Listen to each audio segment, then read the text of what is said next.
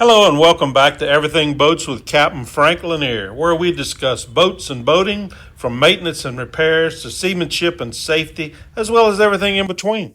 This podcast is a companion to my YouTube channel of the same name, so if you like and find it useful, be sure to subscribe and please check out my YouTube channel as well, where you'll find hundreds of informative videos on pretty much every boating topic imaginable.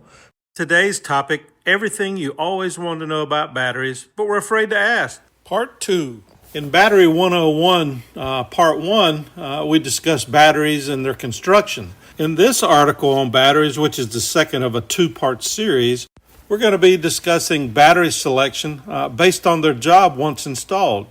First up, we're going to be discussing starting batteries. As mentioned earlier, starting batteries are less heavily constructed than deep cycle batteries for one simple reason. They can be. Deep cycle batteries have to supply relatively small amounts of current over an extended period of time, while starting batteries are required to supply a large amount of current for brief periods, normally about 5 seconds. That's where the difference begins. Starting batteries are constructed of thinner, more numerous plates, a design that maximizes surface area and provides the highest burst of current possible, exactly what's needed for cranking an engine. Deep cycle batteries have the thicker, and by default fewer, plates required to survive prolonged discharges. However, this reduced surface area provides less cranking power, which is why deep cycle batteries have to be oversized when used for starting. What starting batteries are not designed to do is to be deeply discharged. This isn't a problem under normal use, as only a small amount of the battery's actual capacity is used while starting, and that's quickly replaced by the alternator once the engine is running. The thing to remember is that they work just fine when asked to do the job they were designed for, that of cranking the engine. The problems start when they're forced to work as a deep cycle battery and are subjected to the deep discharges associated with them, which causes their thinner plates to buckle and fail rapidly.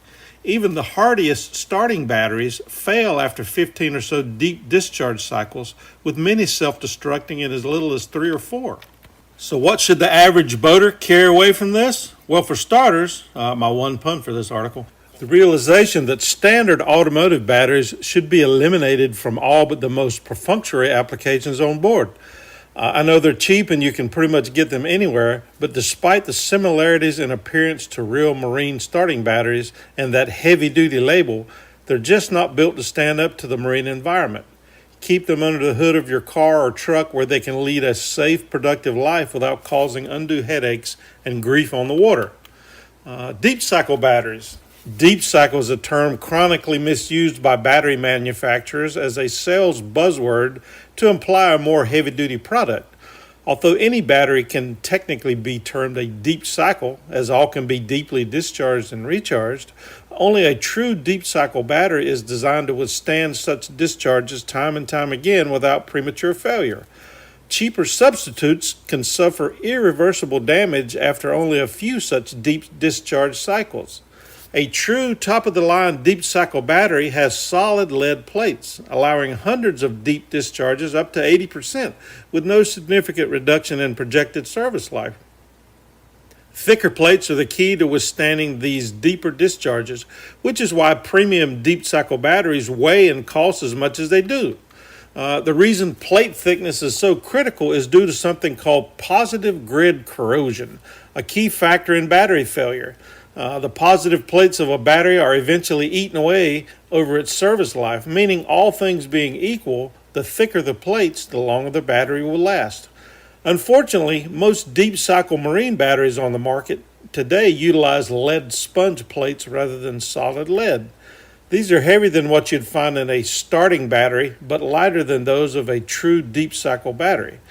Golf cart batteries are a popular choice with many boaters from both an economical and reliability standpoint. Although actually a semi-deep cycle battery, they're designed to provide moderate current output for extended periods of time and will outperform any starting battery and most available marine batteries for that matter, but not a true deep cycle battery with solid lead plate.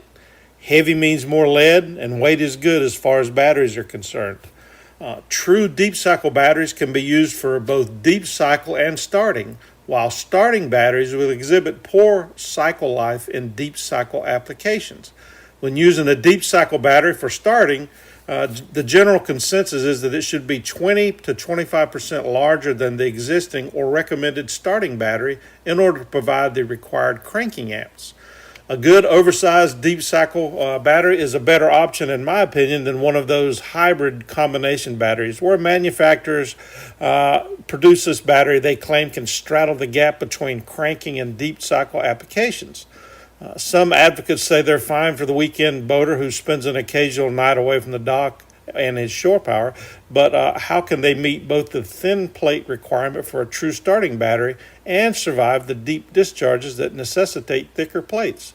It's like trying to please folks who like orange juice and sauerkraut by combining the two. The end result is a product combining the limitations of both with the inability to meet the needs of either satisfactorily.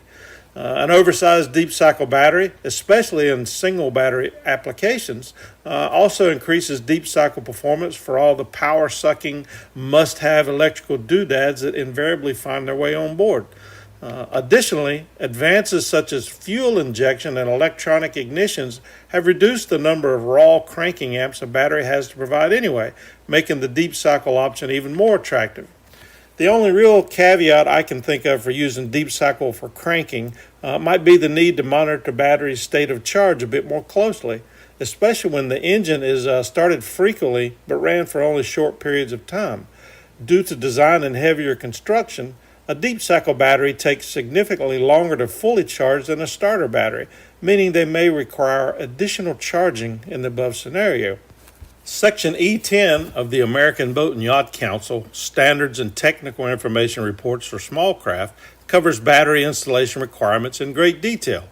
But we'll touch on the basics here, which are generally the same for all battery types, wet cell, gel cell, or AGM, absorbed glass mat.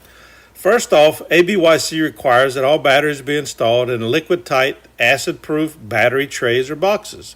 These are available commercially at most marine supply outlets. However, you can make your own as long as they meet the above requirements. Just make sure that the mounting hardware, the bolts and the screws and such, don't compromise the leak-proof quality of the containers. One thing when you're making these containers or buying the trays or boxes, they do not have to be of a sufficient capacity to hold all of the battery electrolyte, only the amount that may boil over or leak out. Batteries are also required to be secured against movement, 1 inch max in any direction for at least 1 minute, when exposed to 90 pounds of pull or twice the weight of the battery, whichever is less. E10 also requires positive terminals to be covered to prevent accidental shorting from dropped tools, for example, a requirement that can be satisfied by the use of rubber or plastic terminal caps or boots, non-conductive covers, or by the lid of a battery box itself. While batteries should ideally be located in a cool, well-ventilated area, excessive heat can significantly reduce battery life. Many installations place them in the worst possible area in this regard, the engine compartment. If that's the case on your vessel, the best location is usually low in the engine room, but well above the normal accumulation of bilge water, which typically keeps them away from mufflers or exhaust manifolds, while hopefully providing some benefit from the existing engine room ventilation. Adequate ventilation is critical to remove fumes and gases generated while charging. ABYC recommends chargers or other electronics never be installed directly above a battery, as they could be damaged by these corrosive vapors. Other installation problems involve fuel system components. Never install batteries above or below fuel tanks, fuel filters, fuel line fittings, or similar fuel system components. Installation above or below an uninterrupted one-piece non-metallic fuel line is okay. However, any metallic part of the fuel system within 12 inches of a battery terminal must be shielded to prevent sparks.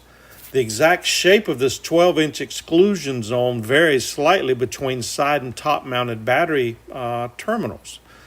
You want to reference ABYC E10 for the specifics. However, in general, if you can touch both the fuel system component and battery terminal with a 12-inch piece of string, keeping the string taut, it has to be insulated. It's also worth noting that the presence of terminal boots or battery box lids do not fill this requirement, as they're usually removed while servicing the battery, the time sparks are most likely to be generated. Finally, E10 requires battery terminal connections to provide secure mechanical and electrical connections. Spring clips, alligator clamps, and the like are not permitted. The use of wing nuts is also discouraged, as it's difficult to apply enough torque to keep them from loosening. And in my experience, eventually they loosen due to movement of the boat and vibration, and they come loose. So my advice, personal advice, is to remove all of your wing nuts on these primary battery terminal connections and replace them with stainless steel nylock nuts. Death of a battery. While each battery type has their pros and cons, wet cells are the cheapest but require routine maintenance. Gel cells are maintenance free but are more costly. AGMs are robust enough to survive installations that would literally shake a wet cell battery to pieces, but twice the cost. They all work well if properly installed and maintained. Regardless of which you choose, premature failure is not the normal part of the circle of life, and almost always results from abusive practices or failure to respect construction limitations of the battery itself, typically in the form of poor charging methods or deeper than recommended discharges. If you're not getting 4 to 6 years out of a good set of marine-grade batteries, it's time to step back and see if your battery maintenance philosophy addresses the primary causes of early battery death. First up, sulfation, the silent killer. Each time your battery discharges, soft lead material forms on its plates, a process known as sulfation. Lead sulfate acts as an insulator. Current doesn't flow well through it, and as the accumulation of the plates increase, battery voltage decreases. The good news is sulfation is a normal result of the charge and discharge cycle and is reversed during recharge. This process is not 100% efficient, however, meaning a small amount of sulfate remains on the plates after each charge and discharge cycle. This residual sulfate, while unavoidable, is expected and not a major cause of battery failure. The real problem begins when batteries are left in a discharged state, at which point the lead sulfate begins to harden and crystallize, forming a permanent insulating barrier that can't be removed during normal recharging. Deeper discharges and longer periods between recharges mean increased levels of sulfation, which reduces the battery's ability to charge or discharge, dooming it to an early failure. One reason depleted batteries must be recharged as soon as possible. Other factors affecting battery life: depth of discharge, rate of recharge, and heat. Batteries discharged within the manufacturer's recommendations, typically around 30% of total capacity for wet cell batteries, will last substantially longer than those subjected to discharges deeper than 50%. This recommended maximum depth of discharge can vary greatly between battery types. AGMs can be discharged to a depth of 20% without harm, a key selling point in some cases, as long as they're not subjected to overcharging at higher than recommended voltages. The problem with extreme discharges is that each time it occurs, some of the active material on the battery plates is sloughed off, falling to the bottom of the battery or accumulating between its plates. This cast-off material eventually shorts out the cells, resulting in battery failure. The key to avoiding problems associated with extreme discharge is selecting batteries large enough to meet normal energy requirements while staying within the recommended percentage of discharge. Externally generated heat from engines, engine exhaust systems, or even vessel location, tropical latitudes for example, can also reduce battery life, but internal heat generated while charging can damage batteries as well. Let's talk about battery charging. Battery charging 101. All battery installations require some method of recharging batteries and keeping them topped off, a need typically satisfied by either the engine alternator or, in the case of vessels docked or having AC generators on board, an AC-powered battery charger. Boaters relying solely on alternators, however, particularly sailboats, may be slowly killing their batteries. Many vessels carry multiple banks of large, oversized batteries to provide power while away from the dock. In such cases, unless the owner has upgraded their conventional alternator with a high output model, chances are these batteries never get fully recharged, typically only to around 80 to 90% of capacity, due to the additional engine running time required for lower output alternators to fully charge them. A situation leading to increased sulfation, as it's the last bit of hard charging that helps reduce sulfate accumulation. Most battery installations rely on AC-powered chargers to pump in that last 10 to 20% of charge. Probably the worst thing you can do after carefully selecting a battery is to swing by Bubba's bait shop and grab the first charger you see. Chargers have to be matched to your battery's construction and capacity for maximum service life. Too large a charger can cause battery overheating, while one that's too small can result in excessive sulfation. How battery chargers work. Traditional ferroresonance chargers combine a constant voltage source with tapered charge characteristics and are based on the differences between charging and voltage battery terminal voltage. As battery voltage increases during recharge, charge current decreases. Charge control in more advanced ferroresonance chargers is typically via a sensing circuit or regulator, which either turns off the charger when a preset voltage level is reached or reduces charger output to a float voltage of around 13.8 to 13.5 volts, depending on battery type, once the battery is fully charged. The problems with ferroresonance chargers include generation of high AC ripple, which can also cause internal heating of the battery while charging, and the fact that not all ferroresonance chargers are properly regulated. If the float charge mentioned above remains at the higher charge rate, 14 volts DC or greater, battery electrolyte will eventually boil off or evaporate and need replacing. With wet cell batteries, this means you simply have to top off the electrolyte more often, but in the case of sealed maintenance-free batteries, permanent damage results. In contrast to the above, newer smart chargers divide battery charging into 3 stages: bulk, absorption, and float. This controlled multi-phase approach to charging is both more efficient and battery-friendly. All battery types charge faster and last longer when charged in distinctive phases, particularly when the charger has multiple settings, as all the better ones do, allowing you to select specific battery types to be charged. The other major benefit of this newer technology is that it allows boaters to purchase a battery charger that can be installed and operationally forgotten, all the while keeping your batteries in top condition. Here's how they do it. The bulk stage. This initial stage charges the battery up to 75% of capacity utilizing a limited, controlled high charge current, typically around 30% of the battery's capacity in amp hours. A max of around 14.4 volts for wet cells, 14.2 for gel cells. This controlled use of high charge current both charges the battery quicker and protects it from the damaging effects of excessive high internal charge current and the heat it generates, produced by older chargers. Absorption stage. Once the battery is around 3/4 charged, the absorption stage kicks in, charging the remaining 25% of capacity. Max charge voltages, mentioned above, remain steady while amperage is slowly reduced until the battery is fully charged. Then we have the float stage. During the float stage charge, voltage drops to 13.5 volts, 13.8 for gel cells, which is below the gassing point, reducing electrolyte loss, but high enough to maintain the battery at full potential for extended periods. Some chargers include a 4th equalization stage, which is essentially a manually controlled overcharge condition aimed at dissolving residual sulfate left on the battery's plates after the normal charge cycle is complete. One important thing to remember, equalization applies to wet cell batteries only, and if required must be done with care to avoid battery damage.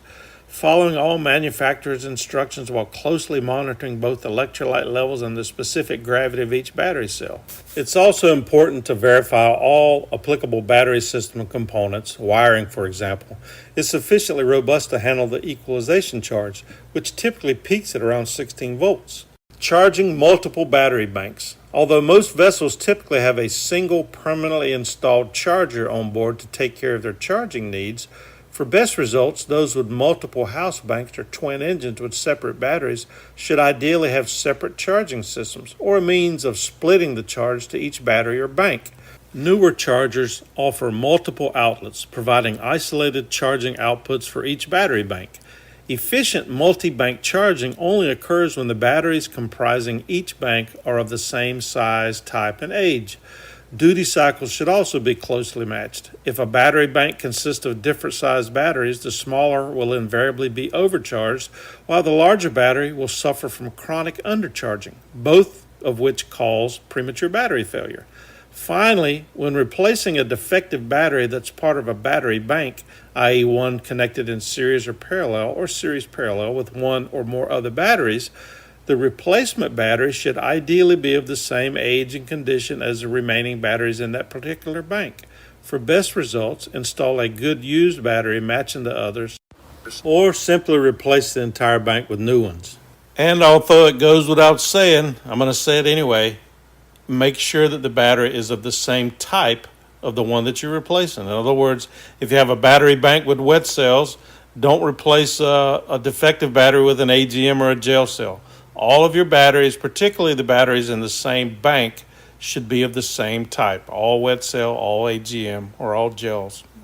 A common problem I see during surveys is a owner that has, let's say he has a wet cell battery for his engine start, and then for his house bank batteries, he's got AGMs.